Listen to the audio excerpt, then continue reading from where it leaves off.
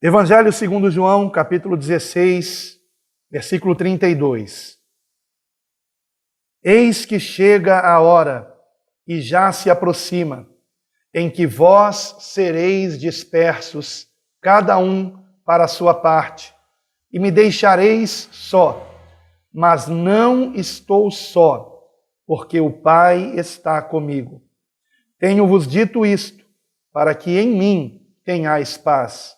No mundo tereis aflições, mas tende bom ânimo, eu venci o mundo. Amém. Somente até aqui, os irmãos podem sentar-se, por favor. Glórias ao nosso Deus.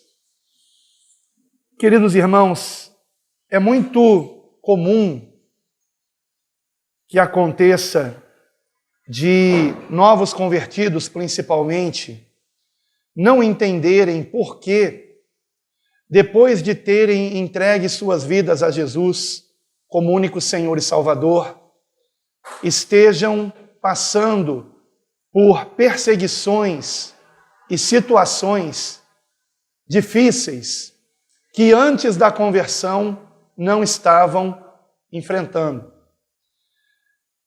E principalmente, amados, quando nós estamos envolvidos na obra de Deus, quando estamos pregando realmente o Evangelho, quando estamos ensinando a palavra de Deus, quando estamos buscando uma vida na presença do Senhor, essas perseguições aumentam, essas aflições que são consequências de situações estranhas nas quais nos encontramos e que nitidamente são um levante maligno contra as nossas vidas.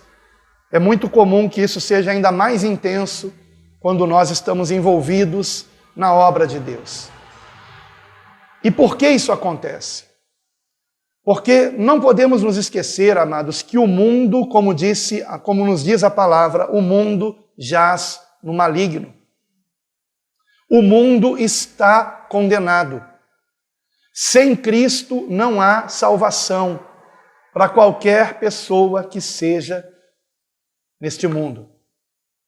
E no momento em que nós somos resgatados pela misericórdia de Deus através de Cristo, no momento em que, convencidos dos nossos pecados pelo Espírito Santo, nós reconhecemos que não podemos salvar a nós mesmos e que somente em Jesus Cristo está a nossa salvação. Neste momento, nós passamos por um novo nascimento. Nesse momento em que nós reconhecemos que nossas boas obras não apagam nossos pecados, mas que somente o sangue de Jesus, sangue de alguém que nasceu sem pecado, viveu sem pecado e verteu seu sangue sem pecado por nós, no momento em que reconhecemos que somente pelo sangue de Jesus somos purificados de todo pecado e iniquidade e depositamos nele a nossa fé para a nossa salvação, nesse momento, deixamos de ser inimigos de Deus e somos adotados por Deus como filhos, comprados pelo sangue de Jesus. Éramos escravos do pecado, mas agora em Cristo somos filhos de Deus, a ponto de podermos chamar a Deus de Pai. Quando pediram a Jesus que lhes ensinasse a orar, o Senhor não disse que devemos orar chamando a Deus pelo seu nome sagrado, mas como filhos podemos chamar a Deus de Pai, e como filhos Ele nos ouve. Isso me faz lembrar do meu filho Gabriel, quando era pequenininho, e ele veio correndo certa vez quando eu estava trabalhando, e disse: papai, que é, meu filho? Papai, qual é o seu nome? É pastor? Todo mundo me chamava de pastor, e ele não sabia o meu nome, porque ele sempre me chamou de papai. E não é porque ele não me chamava pelo meu nome que eu não o ouvia. Ele é meu filho, e a verdade é que eu prefiro que ele me chame de papai do que de Alan, ou até de pai, né? Quando o filho para de nos chamar de papai e começa a chamar de pai, a gente já sabe que ficou para trás. Um tempo maravilhoso de intimidade entre pai e filho. E é essa intimidade que o Senhor quer ter conosco. O Senhor Jesus chamava Deus de Abba. Abba, em aramaico, é paizinho. Papai, paizinho. É assim que o Senhor quer que tenhamos intimidade com Ele. Porém, amados, esse amor de Deus em Cristo, Ele não nos priva de sermos perseguidos nesse mundo, irmãos. A mensagem estampada em muitas igrejas chega de sofrer, como se ao aceitarmos Jesus como nosso Senhor e Salvador, ou melhor, recebermos Jesus como nosso Senhor e Salvador, viesse nos livrar dos sofrimentos nesse mundo. Isto não é verdade. Isto não é verdade. De vez em quando eu ouço relatos de pessoas dizendo que estão orando e até jejuando porque estão sendo perseguidos por familiares ou no trabalho. E por que estão sendo perseguidos? Não fizeram nenhum mal a essas pessoas, mas porque a luz de Cristo em nós incomoda as trevas. E por mais que Deus nos ame, amados, e Ele nos ama muito, irmãos, a maior prova do amor de Deus por nós foi o fato de que Jesus verteu o seu sangue na cruz do Calvário, sendo nós ainda pecadores. Nenhum de nós merecia o que Ele fez por nós. Irmãos, lembrem-se, o Senhor Jesus foi traído por Judas, negado por Pedro, abandonado pelos apóstolos, mas mesmo assim, Ele não desistiu de nós. Foi levado a um julgamento ilícito, injustamente condenado. Foi esbofeteado. Nele colocaram uma coroa não de ouro, mas de espinhos, com pauladas na sua cabeça. Imagine aqueles espinhos sendo encravados na sua cabeça. Imagine o sangue escorrendo. E naquele momento o Senhor sendo esbofeteado e zombado. E depois ainda lhe deram açoites com muito rigor, porque Pilatos queria que Jesus estivesse muito sofrido para que, mostrado ao povo, o povo dissesse, solta-o. Mas ao contrário disso, disseram, crucifica-o e solta Barrabás. Preferiram a soltura de um bandido, de um assassino, do que a soltura do Filho de Deus. E depois lhe dão uma cruz, e o Senhor estava tão flagelado que não teve forças para carregar até o Gólgota, e por isso obrigaram Simão Cirineu a carregar o restante do trajeto. E mesmo assim, quando o Senhor estava sendo crucificado, ele ora ao Pai, e quando os cravos estavam entrando em suas mãos, ele diz, Pai, perdoa-lhes, porque não sabem o que fazem. Este é o amor de Deus. Agora não pense vocês que Jesus não poderia ter desistido de nós. Porque ele mesmo disse a Pedro, quando Pedro tentou defendê-lo, no momento em que Jesus estava sendo preso, o Senhor disse a Pedro, mete a espada na bainha, porque se eu quisesse, eu rogaria ao Pai, e Ele me enviaria mais de 12 legiões de anjos para me livrar dessa hora. Mas eu vim para essa hora. Por isso que quando o Evangelho segundo João começa a relatar a última semana de Cristo, chamada Semana da Paixão, começa dizendo o seguinte, tendo Jesus amado os seus, os amou até o fim. Até o fim. Ele nos amou. Mas é muito, muito, muito importante que não nos esqueçamos que o amor de Deus não nos livra das nossas aflições, que são consequência do Espírito Santo de Deus em nossas vidas. Nos tornamos amigos de Deus, mais que isso, nos tornamos filhos de Deus em Cristo. Mas ao nos tornarmos amigos de Deus, ganhamos 3 grandes inimigos. O primeiro deles, o mais perto de nós, que está a nossa própria carne. A nossa própria carne.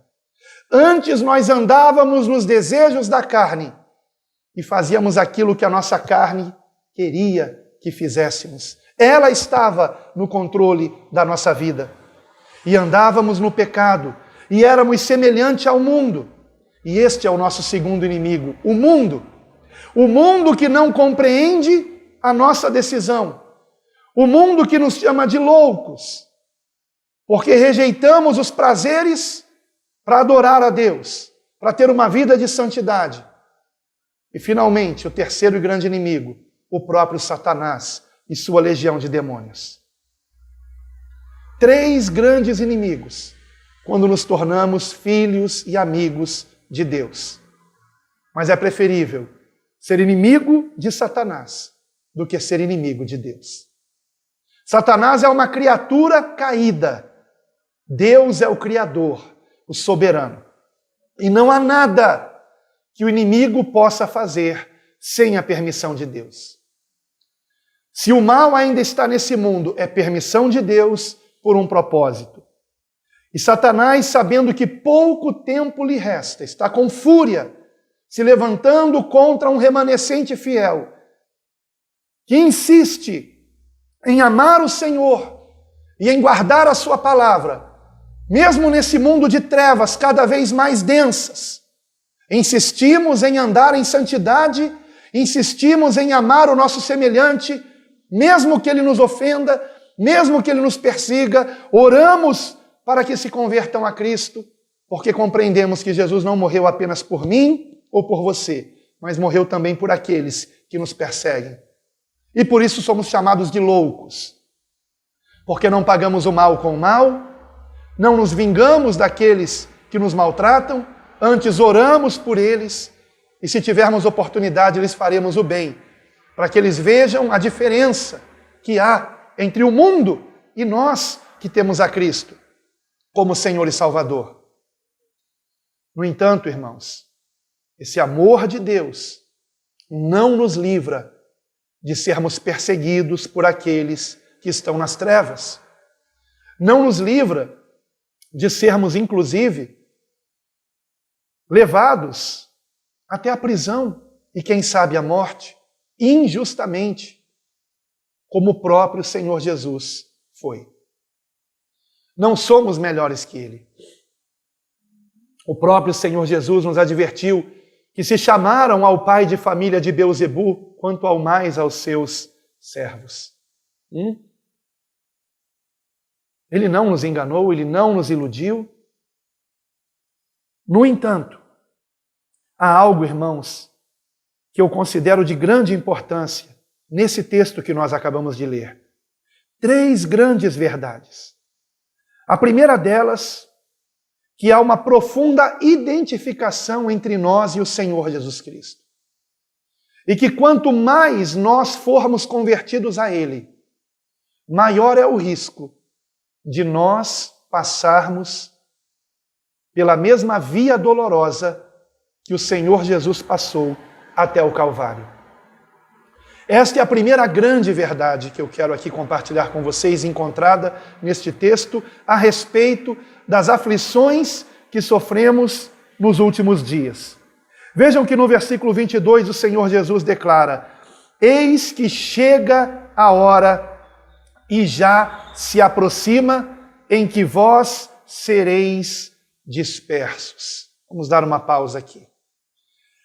Uma grande revelação que o Senhor me deu no ano passado, que eu já compartilhei em mais de uma pregação, é a de que, como corpo de Cristo que nós somos, tudo que o Senhor Jesus sofreu enquanto homem, nós sofreremos enquanto igreja. A igreja é o corpo de Cristo. O corpo de Cristo foi levado preso, foi açoitado, foi crucificado e morreu, mas ao terceiro dia ressuscitou. Nós, como igreja, também seremos levados a julgamento. E também seremos condenados pelo mundo. Uma grande perseguição se levantará contra a verdadeira igreja do Senhor. E eu não me refiro a placas, eu não me refiro a denominações, eu me refiro a servos fiéis que amam o Senhor, que procuram fazer parte da sua igreja, ou seja, se reunindo com outros irmãos fiéis que também amam o Senhor. Então, queridos irmãos, quanto mais nós somos de fato igreja, corpo de Cristo, maior é o risco que corremos em relação a este mundo. Porém, não temos que fugir disto, e esse é o ponto. Podemos orar, e devemos até orar e jejuar, quando estamos passando por uma perseguição, por uma aflição por causa da nossa fé, mas isto não significa que seremos livres desses problemas. Eu quero, por exemplo, mostrar a vocês numa epístola que foi escrita para a igreja no contexto da perseguição, que é a primeira epístola de Pedro. Hebreus também foi escrito no contexto da perseguição, e é muito importante que meditemos também em toda a epístola aos Hebreus. E 1 Pedro a mesma coisa. E vejam só que interessante. Na primeira epístola de Pedro, no capítulo de número 2, versículo 19, diz assim, 1 Pedro 2,19, porque é coisa agradável que alguém, por causa da consciência para com Deus, ou seja, por nós sermos fiéis ao Senhor, sofra agravos, padecendo injustamente. Vamos dar uma pausa aqui. Isto é agradável a Deus. Deus é glorificado quando padecemos injustamente por sermos fiéis a Ele. Versículo 20 em diante. Porque que glória seria essa se pecando sois esbofeteados e sofreis? Mas se, fazendo o bem, sois afligidos e o sofreis, isso é agradável a Deus. Porque para isto sois chamados, pois também Cristo padeceu por nós, deixando-nos o exemplo, para que sigais as suas pisadas. O qual não cometeu pecado, nem na sua boca se achou engano, o qual, quando o injuriavam, não injuriava, e quando padecia, não ameaçava, mas entregava-se àquele que julga justamente, levando ele mesmo em seu corpo os nossos pecados sobre o madeiro, para que, mortos para os pecados, pudéssemos viver para a justiça, e pelas suas feridas fostes sarados, porque éreis como ovelhas desgarradas, mas agora tendes voltado ao pastor e bispo das vossas almas. Aleluia!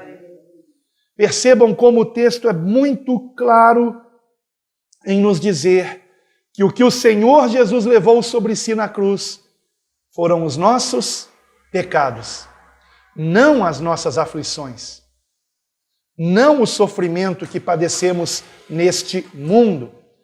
Eu creio que talvez eu não tenha sido muito claro na explicação sobre o fato de que tudo quanto Jesus padeceu como homem, nós padeceremos como igreja. O que eu quis dizer é que, quando o Senhor Jesus nasceu, ele foi perseguido por Herodes. Mas Herodes não conseguiu matá-lo. Mas quando Jesus foi preso, traído por Judas, ele foi morto. Ele foi preso, condenado injustamente, sofreu açoites, foi crucificado e morreu. E ao terceiro dia ressuscitou.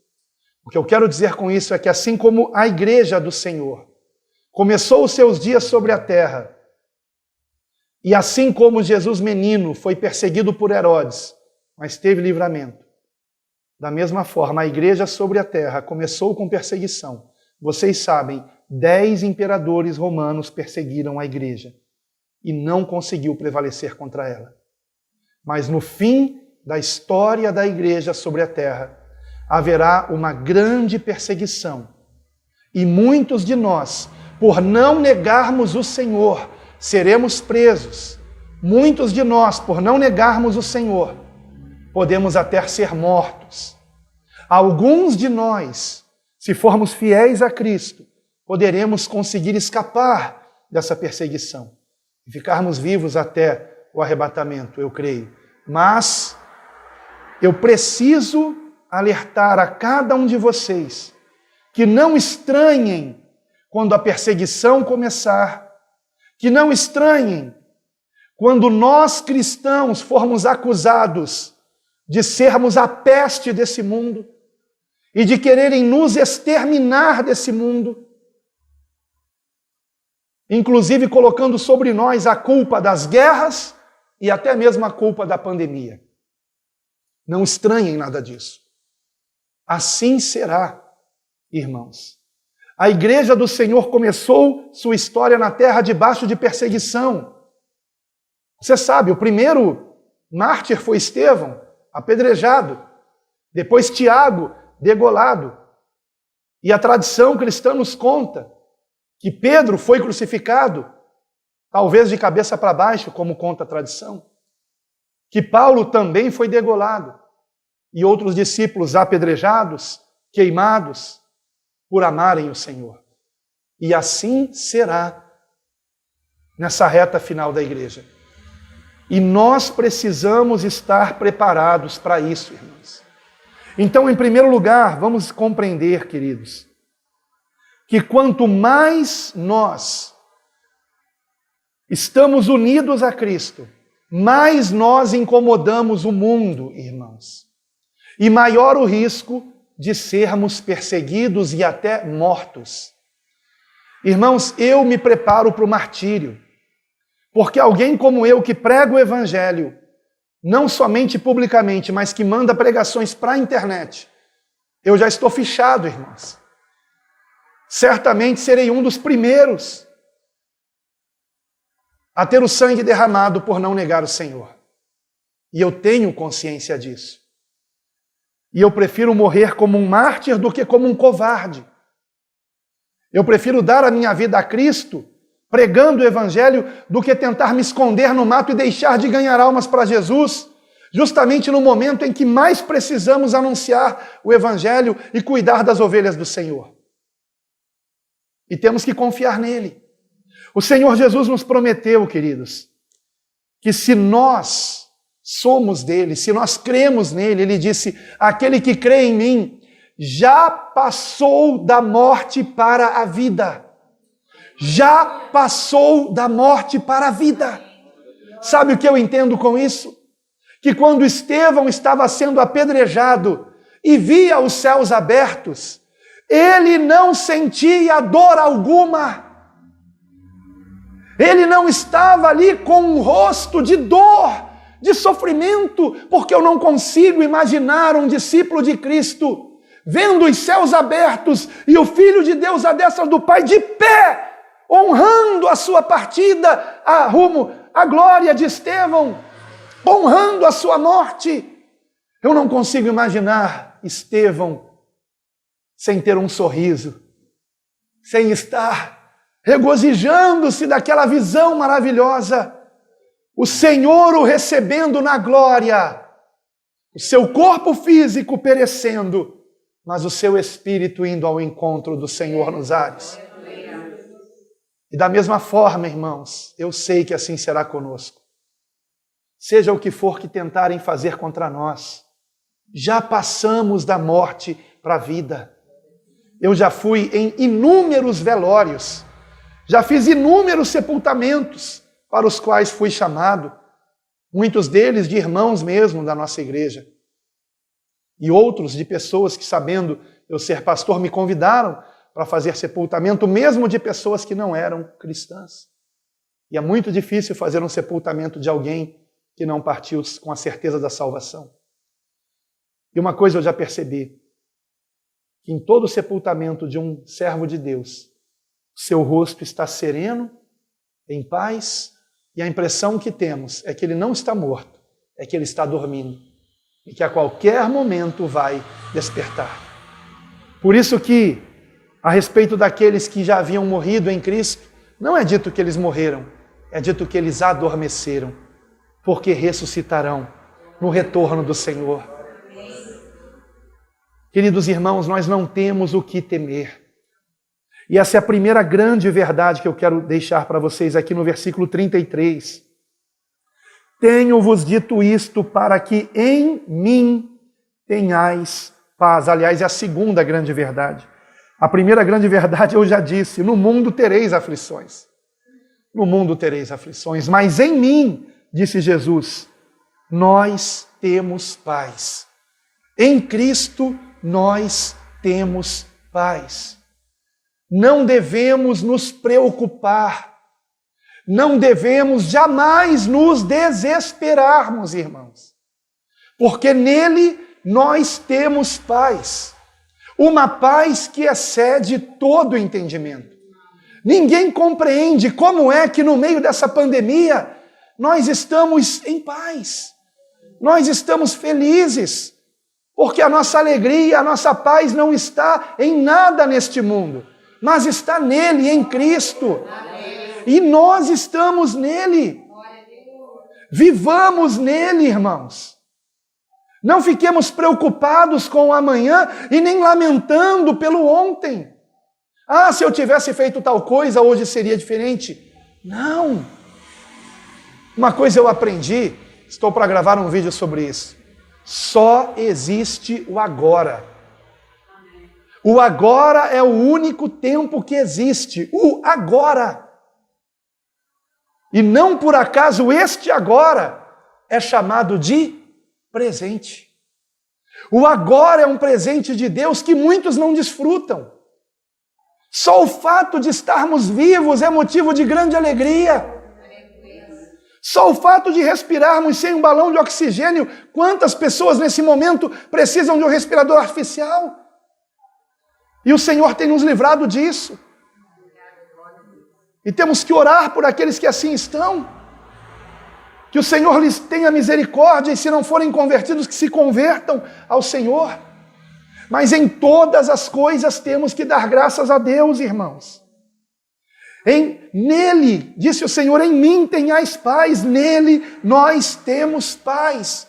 Por quê? Porque assim como Jesus tinha paz, quando foi preso, açoitado, crucificado, no meio de tudo isso ele tinha paz, a ponto de orar por nós. Pai, perdoa-lhes, porque não sabem o que fazem.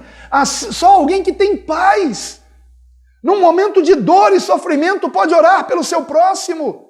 E Jesus orou por nós naquela cruz. Assim como ele teve essa paz. E por que ele teve essa paz? Ele diz aqui, versículo 32, eis que chega a hora, e já se aproxima, em que vós sereis dispersos, cada um para a sua parte, e me deixareis só, mas não estou só, porque o Pai está comigo. Assim como o Senhor Jesus não estava só, nós também não estamos sós. O Senhor está conosco. O Senhor está conosco. Quantos aqui amam o Senhor? Você ama o Senhor? E eu creio que você está aqui porque você ama o Senhor. Amém. Então vejam que promessa maravilhosa. João, capítulo 14, versículo 15. João, capítulo 14, versículo 15. Vejam que segurança que nós temos em Cristo, irmãos. João 14, versículo 15. Se me amais, guardai os meus mandamentos, e eu rogarei ao Pai, e ele vos dará outro Consolador, para que fique convosco para sempre. Esse Consolador, irmãos, ele mesmo vai dizer quem é, no versículo 26. Aquele Consolador, o Espírito Santo. Esse Consolador é o Espírito Santo. E ele promete nos dar o Espírito Santo para ficar conosco para sempre. Mas vejam o que mais ele promete aqui. Versículo 17. O Espírito de verdade que o mundo não pode receber, porque não o vê nem o conhece, mas vós o conheceis, porque habita convosco e estará em vós. Vamos dar uma pausa aqui. Há uma contradição aqui, porque Jesus diz que o Espírito Santo já habitava com eles, mas estaria neles. Ora, como assim?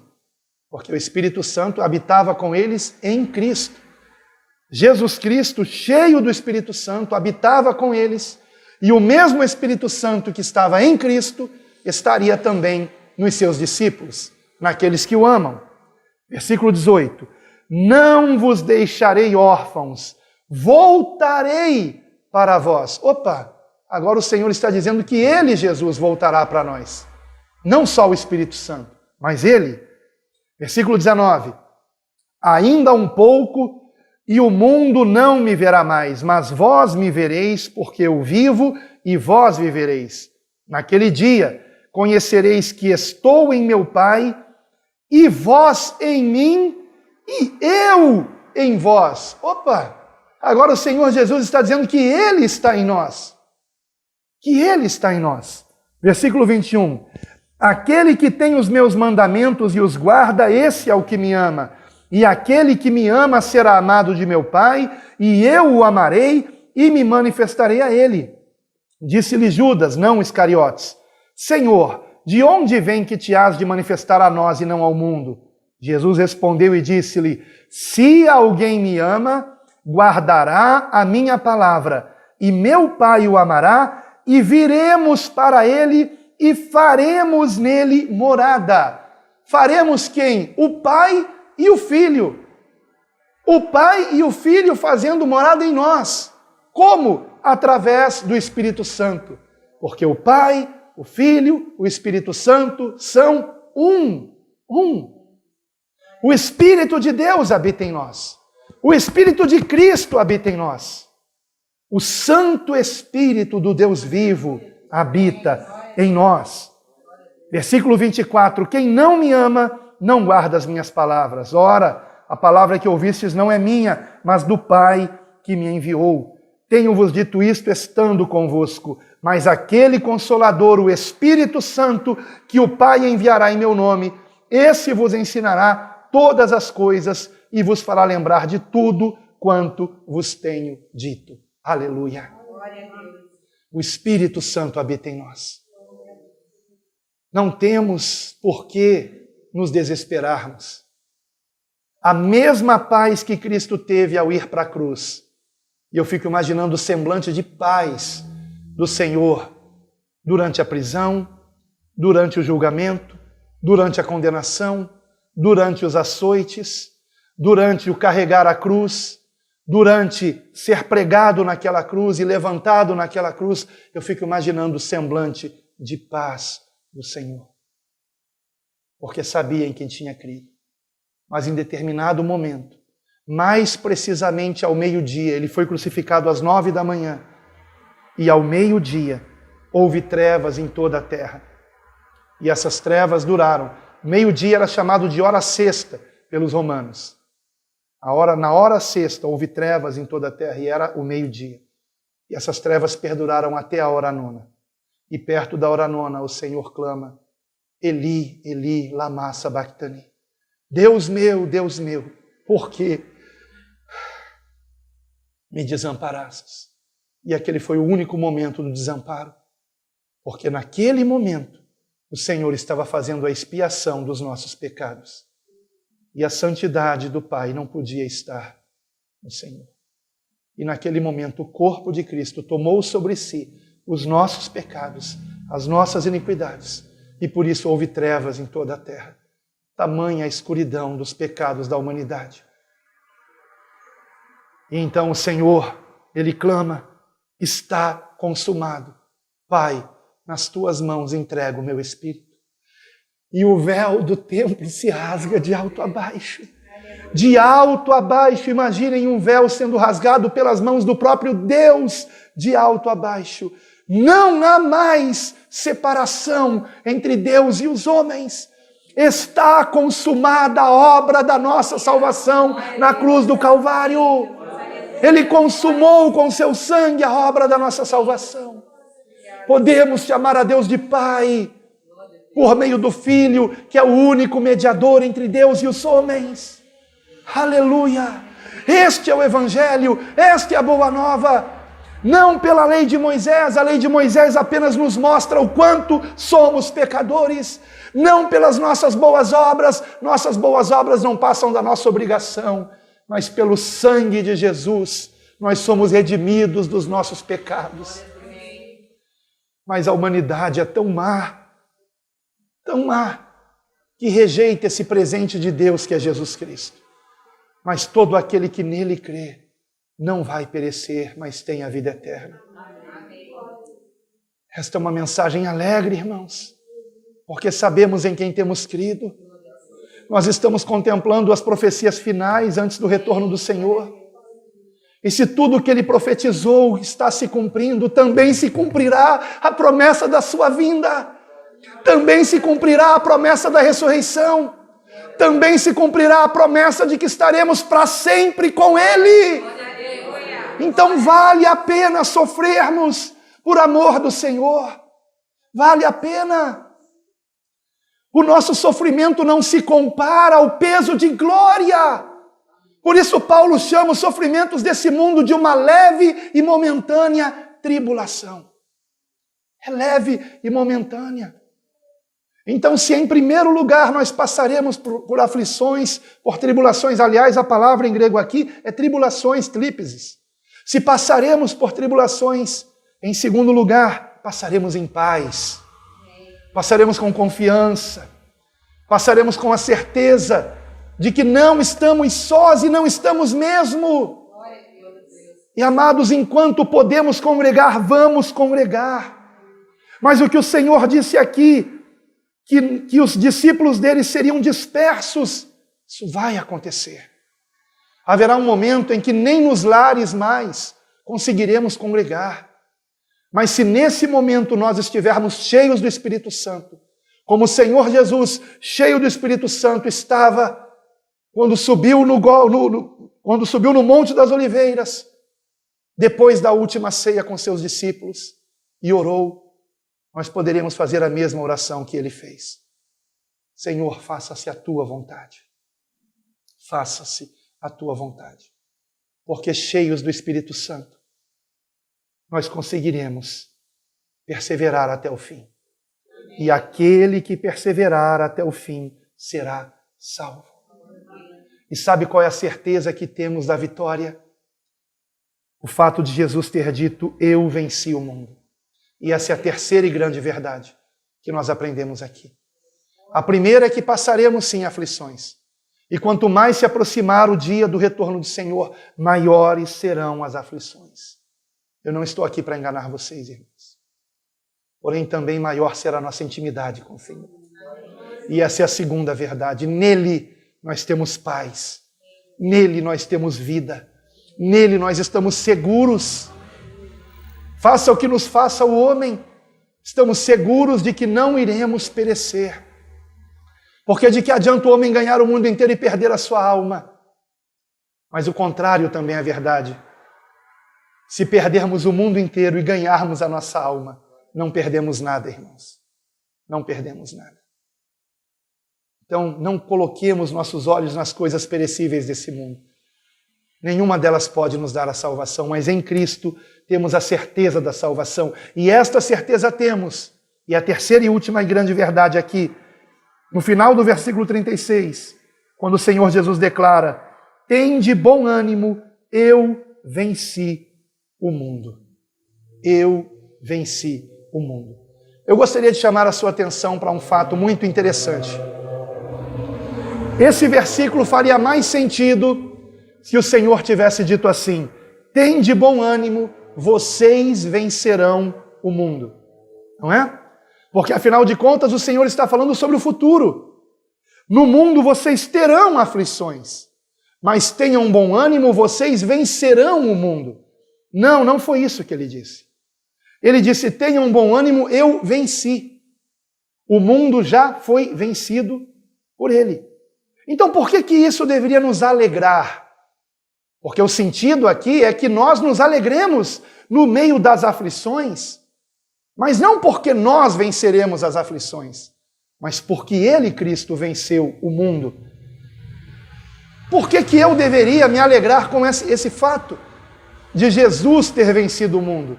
Ora, porque se Jesus venceu o mundo já foi vencido pelo Senhor. Se Ele venceu o mundo, se Ele venceu o pecado, se Ele venceu a morte, se Ele venceu Satanás, e nós estamos nele, então nele temos a certeza da vitória, irmãos. A certeza. Por isso Paulo declara em Romanos 8:37 que somos mais que vencedores. Por que mais que vencedores? Porque um vencedor, ele precisa aguardar o final da prova para saber se venceu. Mas em Cristo, que já venceu, somos mais que vencedores. Nós somos corredores de uma prova na qual nós não temos apenas a possibilidade da vitória, nós temos a certeza da vitória em Cristo. Ele já venceu, Ele já ressuscitou. Louvado seja Deus! Não há impossíveis para Ele. Todo o poder lhe foi dado no céu e na terra. Satanás e seus demônios temem o seu nome. E em Cristo, Satanás e os demônios nos temem, não por nossa causa, mas por aquele que habita em nós. Aleluia! Não temos o que temer, por isso somos mais que vencedores.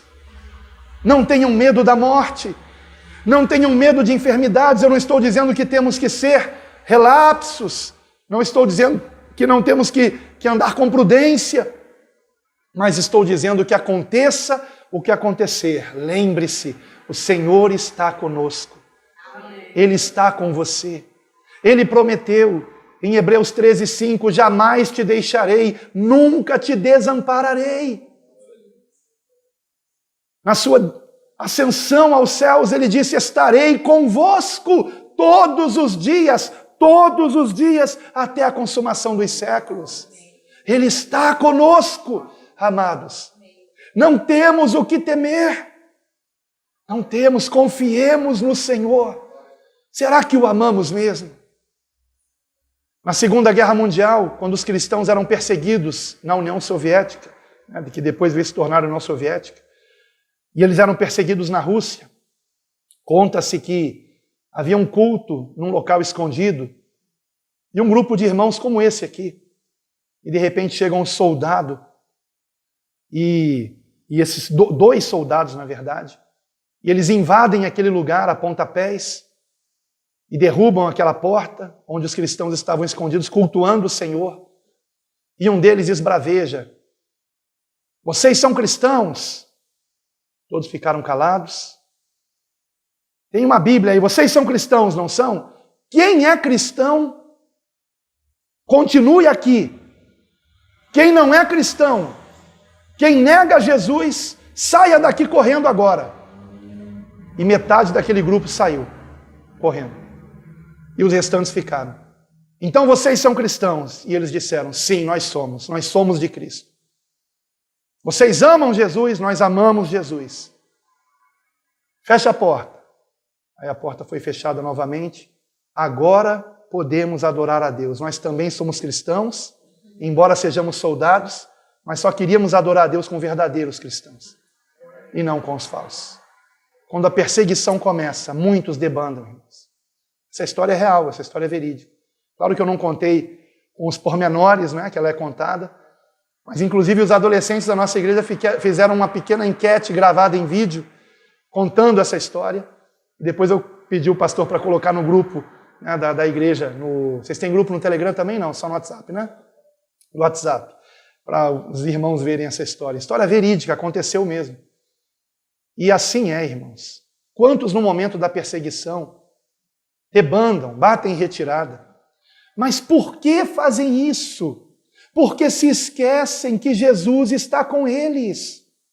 Porque se esquecem que aqueles que negarem o Senhor serão negados pelo Senhor na sua vinda.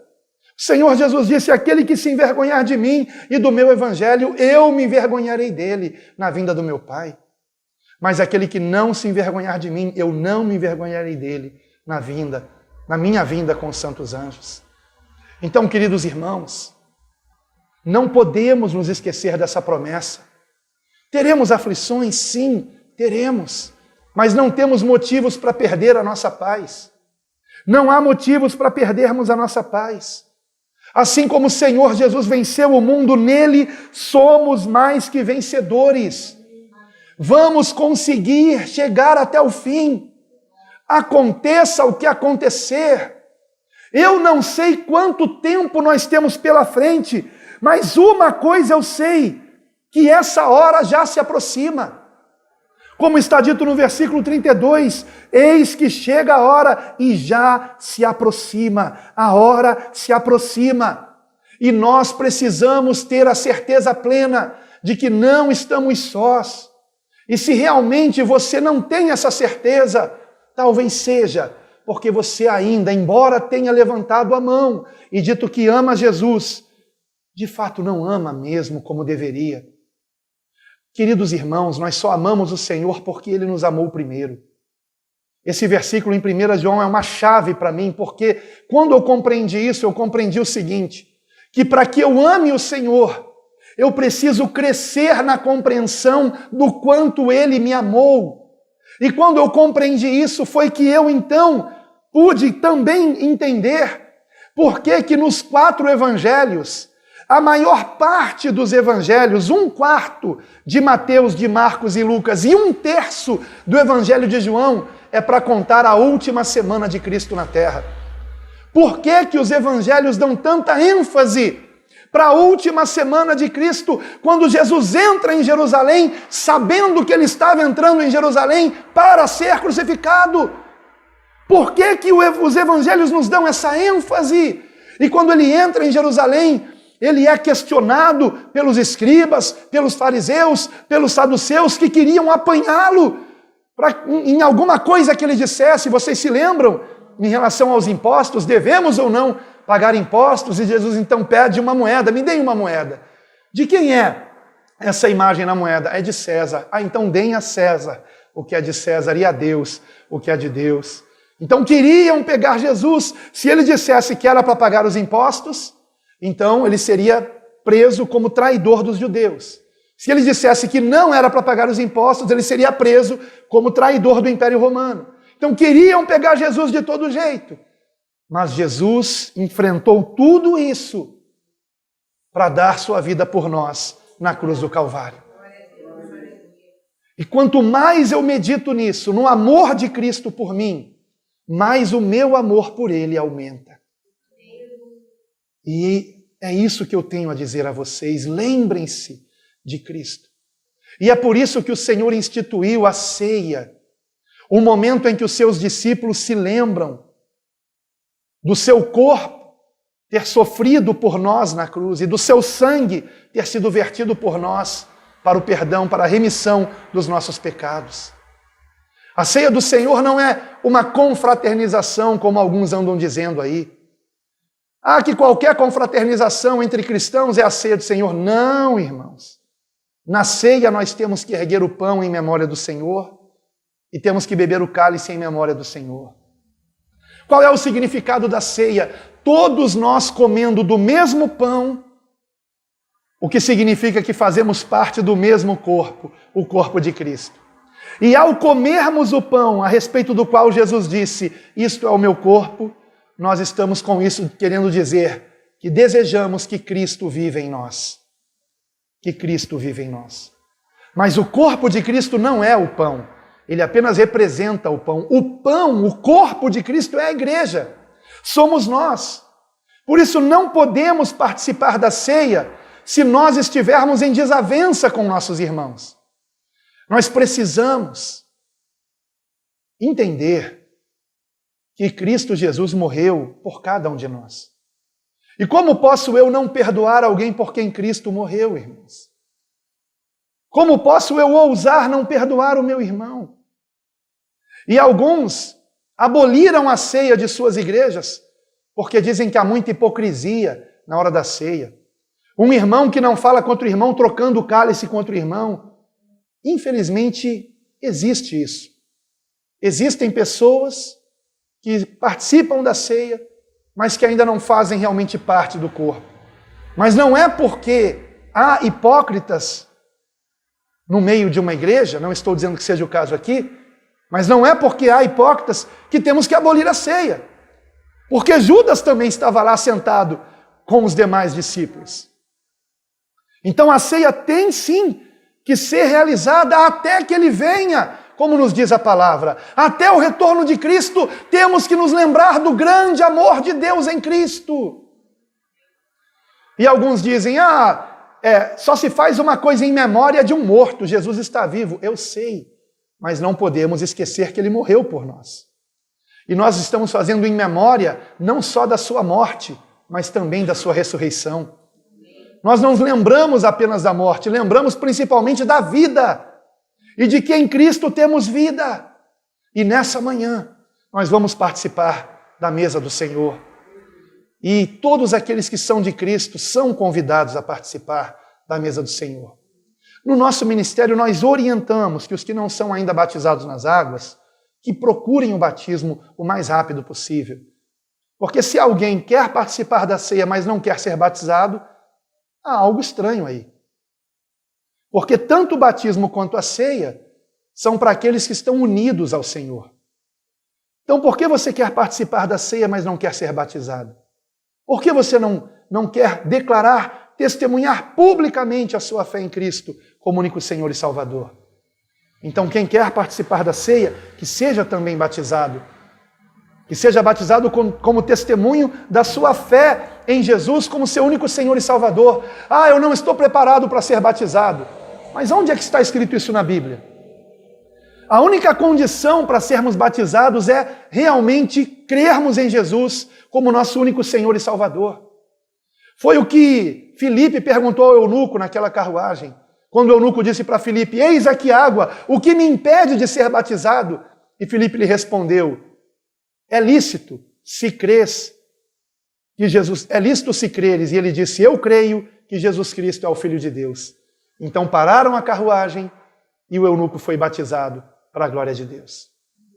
Então o batismo não é o último estágio da fé, o batismo é o primeiro. Se eu creio, eu sou batizado como testemunho público de que eu nasci de novo.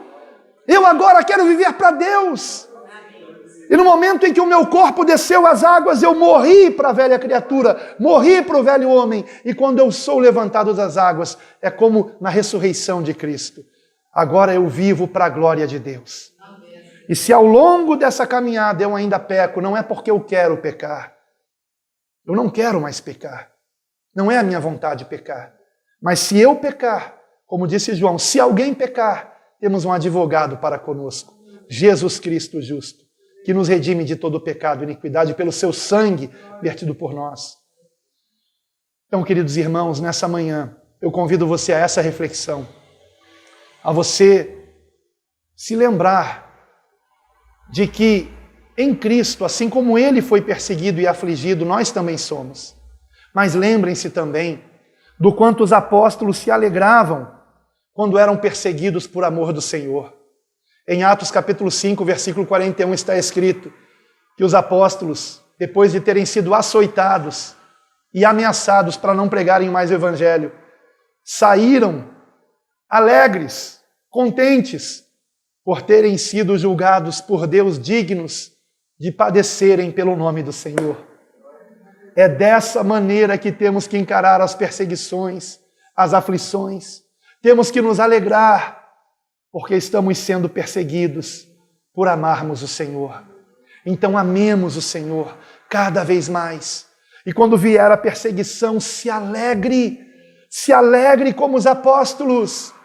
E se apedrejarem você, lembre-se, o Senhor está no controle, Ele está à destra do Pai, Ele está vendo todas as coisas. E Ele pode até te dar a visão do céu aberto, para que você não se esqueça disso. Não tenha medo, não se desespere, tenha paz em Cristo. Nele nós temos a verdadeira paz. A verdadeira paz.